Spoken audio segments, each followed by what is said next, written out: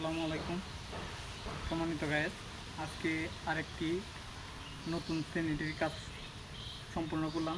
এই জায়গায় আছে দুইটা বাথরুমের মধ্যে একটা হচ্ছে সিঙ্গেল বাথরুম আর একটা হচ্ছে ডাবল বাথরুমে আমরা ব্যবহার করছি একটি লো কমোড আর আরেকটি হচ্ছে হাই কমোডের লাইনটা আমরা প্রত্যেকটির মধ্যে ওয়াইটি ব্যবহার করেছি।